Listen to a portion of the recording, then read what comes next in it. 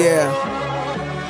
Numero UNO, me and Drizzy like the Super Bowl, man. Then it big as the what? Big as the what? Big as the what? Big as the Super Bowl.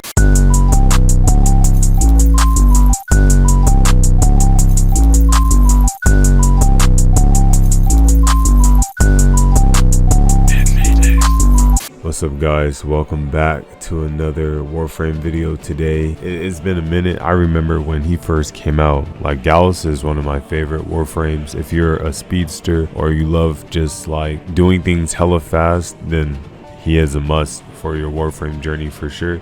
Today in this guide video, I'll show you guys how to take Gauss to Steelpath. I go down the list of Warframes alphabetically, or however they have it in this order. So the next Warframe that we'll be tackling is Grendel.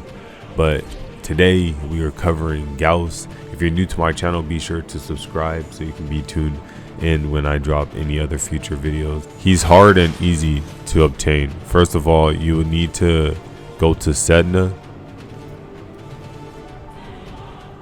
I just want to know the name of this mission. But on Sedna, which is up here, there's a disruption mission called Kappa. Yeah, you go to Kappa.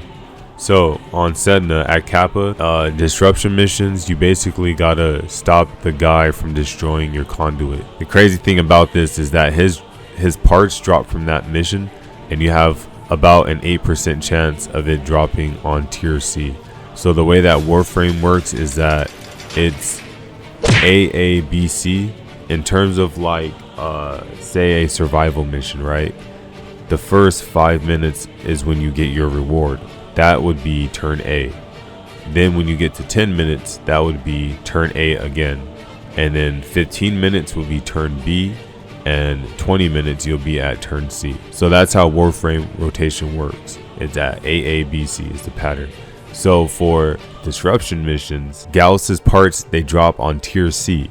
So you would need to run 16 conduits in order to get an 8% chance of one of his parts dropping. And that's how you get his, his parts. But for the main component, at least this part's way easier. You just type up Gauss in the market and you can buy his blueprint in the shop. Let's go ahead and click on him. You can get his blueprint here. But Gauss is a for sure must buy. You can take them to the open world and just run across the waters. It's super relaxing and just like, it's fun too when you're in the mission. I'm sure you've seen his Prime trailer. It 100% like depicts what players feel like when you play as him. But so in his abilities, we have his passive. So you just get quicker. It's like your shield gating by running. So you keep running, you increase your shield recovery. Mac Rush is his first ability. This is what I was talking about, running across the water. He runs very fast and you just sprint, crashing into solid objects to generate a powerful shockwave. You hold it to just keep running. It's a draining ability, so you want high efficiency mods if you want to have this ability not be too taxing on your energy. One important mod that I want you to pay attention to is Mac Crash. This kind of performs what Vauban can do, and it pulls in enemies after you crash into a wall. You have to make sure it's a crash. If you like slip and you love tap it, it's not going to create that vacuum. Kinetic plating. Generate armor plating that converts a portion of absorbed kinetic damage, physical, heat, cold, and blast into energy. Also protects Gauss from being staggered or knocked down. Garuda can regain her energy by sacrificing her HP. This is Gauss's way of energy efficiency. It is very useful, but Warframe is just based off of a player's playstyle.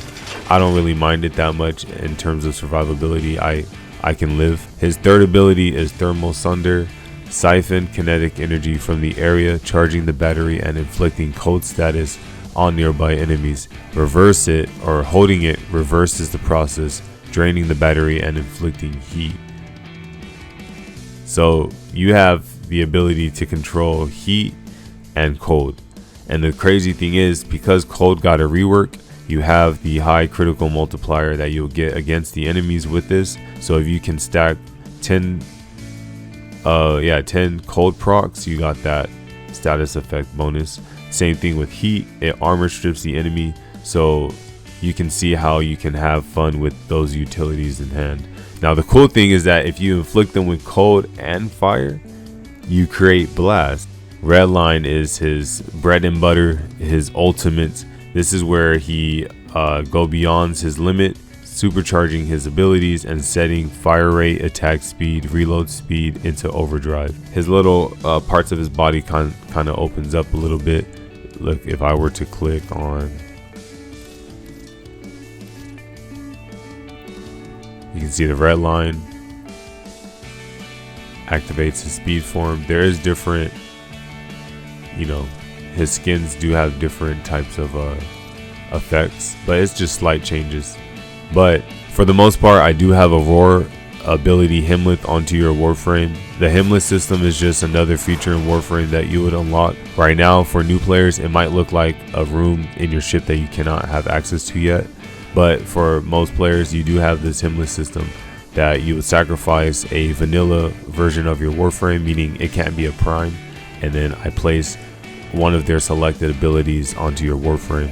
Now there's only one ability from a Warframe that gets transferred, and they let you know which ability that is when they showcase a new Warframe. I do have Roar going on from Rhinos to give my weapon damage increase as well as that faction damage increase. I would say I like using Terrify for the armor reduction, and then my cold procs, it will just help with the damage stacking. It's like instead of making my Warframe stronger, I just make the enemies weaker with this one. I do utilize Archon Vitality because it would work together with the heat, and then I do have Thermal Sunder for that damage to stack. Before I do go into a mission so we can showcase this build, I always place these Warframes into 3 categories of how they're broken. 1 meaning all their abilities work, they don't really need to rely on weapons because their abilities are just broken. 2, they have enemy manipulation, so they can somehow just alternate the enemy's actions somehow, or positionings. And 3, they're weapon based, so they're not pretty much strong on their own, but you give them a weapon and they have abilities that can go hand in hand and just work together to make them strong. Gauss is going to fall under a weapon based Warframe because I want to say the speed and the fire rate, that all just spells out you need to use weapons for this dude because he's crazy. He doesn't really have abilities on his own that can just kill at high level. I mean, you can of course just nuke easy in low rank by spamming his third, but in the most part when you get higher up. But I didn't want to keep using the same weapons I do in my guide videos. A lot of people know the Latom is strong. A lot of people know that glaives are powerful. So I'm going to try to switch it up a little bit with some flavor. We got the Compressa. Before we get that Prime form, Yoreli Prime is coming out next month. So this will be a little, a little hype, a little test demo. I don't really invest a lot of my Orc Catalyst and stuff into my Warframes unless it's the Prime, or I know that like the weapon is very new and unique, and if it ever does get a Prime, it won't be until years later. But I go to the Void because the enemies here are fair in terms of being strong. Like a lot of players that are trying to complete their star chart are most likely going to hate this section of their Steelpath journey. The level is higher if I were to go to do this on a Techno Rot mission, but the thing is that the enemies, like, I don't know how to explain it. The infected enemies are weaker than the Grenier or the Corpus is what I'm trying to say. So doing this on a Techno Rot mission isn't going to prove nothing because the infected is just weaker. Enemies that are just weak to heat is just weaker. So showing you guys, Corpus enemies being mixed up, Grenier faction, I don't know. This mission just got a lot of unique mashups that can prove fair in terms of trying to prove to you guys how this works. Now I showed you guys that Mac Rush augment. This is going to come into handy. Activate my roar.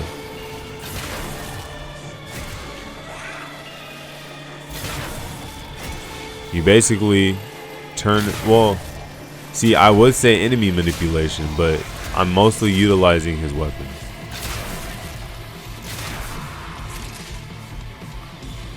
Oh my god, there's so many.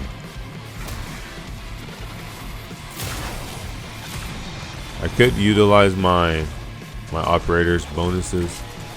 I didn't even transform yet. This guy is pushing me.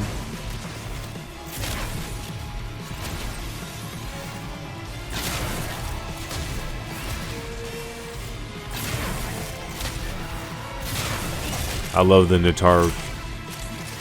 The Nataruk and the Proboscis Ceranos has to be my two of my favorite bows.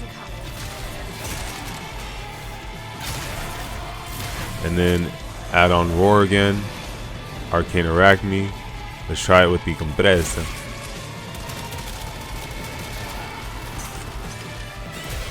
Yoreli Prime is going to be, bro, she's gonna be fun. She's going to be deadly. I wonder what if they increase her passive, like instead of 200% secondary critical chance increase, you get 400%. That won't happen, but that would be cool.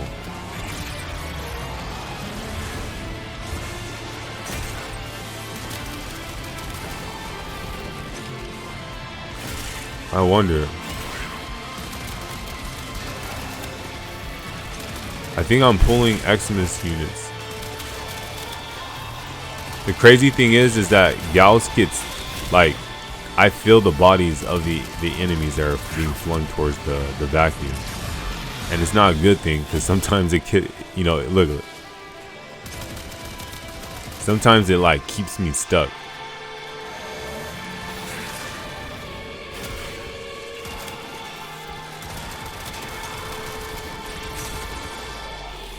Oh yeah, we're gonna have to kill that Acolyte with the compressor.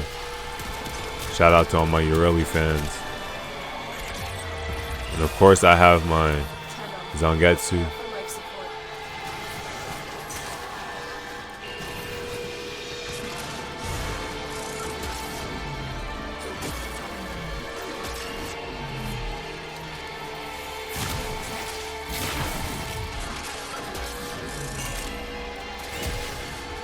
No way, I can pull them when they're frozen. Oh, this is like a frost build. Look, I'm learning as I'm using my own build again.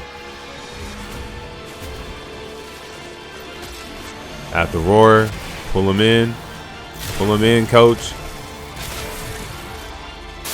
That's pretty much it for Gauss. I just want to show you guys his damage and, you know, him in real time in the Steelpath mission. If you guys have any questions, let me know in the comment section below. If you guys also have your own Gauss build and suggestions, I always love reading your guys's, like the way you guys use your own Warframes is always cool. There's never a wrong way. I mean, there could be, but there's not, like, don't think that your way in playing it is a bad way. You know, this game is all about that the creativity. So thank you guys. I will be dropping a video soon covering the update that we got from the pack stream, but thank you guys for watching. I appreciate your time, and I'll see you guys in the next live stream or video.